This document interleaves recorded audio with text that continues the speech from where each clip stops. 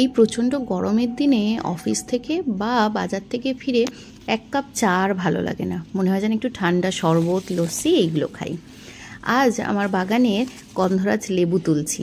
এই যে দেখুন, তুলতে গিয়ে আবার একটু হাতে কাঁটাও লেগে গেছে। যাই হোক, লেবু তুলছি মানে বুঝতেই পাচ্ছেন যে নিশ্চয়ই কোনো শরবত বা লস্যি কিছু ঠান্ডা কিছু বানাবো আজকে। বাগানে কি সুন্দর লিলি ফুল ফুটেছে।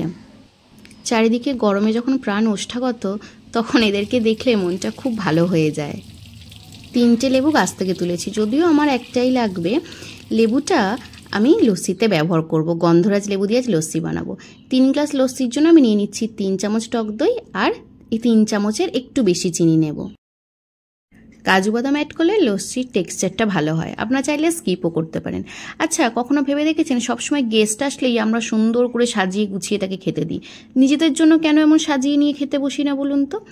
আজকে আমি দেখাবো লস্যিটাকে নিজের জন্য কি করে সাজিয়ে খাবেন।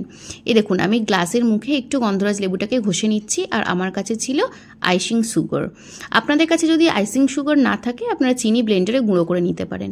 তারপর লেবুটা লাগানোর পর আমি গ্লাসটাকে এই চিনির গুঁড়োতে একটু ঘষে নিলাম। দেখুন কি সুন্দর দেখতে লাগছে। ওদিকে আমার মিক্সচারে লস্যিটা ব্লেন্ডও হয়ে গেছে, আমি সেটাকে একটু গ্লাসে ঢেলে নেব। এরপর সেটাকে গ্লাসে ঢেলে নিয়ে একটু সাবধানে ঢালবেন, যাতে গ্লাসের মুখে লেগে থাকা আইসিং সুগারগুলোতে যেন এইটা না লাগে।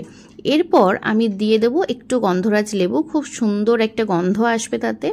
আর দিয়ে দেবো একটু ঘরে থাকা গোলমরিচের গুঁড়ো, আর ওপর থেকে 1 পিস লেবু স্লাইস করে ছোট্ট করে পাতলা করে কেটে নেবেন, সেটা দিয়ে দেবেন। দেখবেন দারুণ দেখতে লাগবে। কখনো কখনো কাজের প্রেশারে নিজের জন্য এরকম 1 গ্লাস লস্যি বানিয়ে খেতেই পারেন, মনটা খুব হালকা হয়ে যাবে। Sometimes we need to pamper ourselves. It feels good. ভিডিওটা কেমন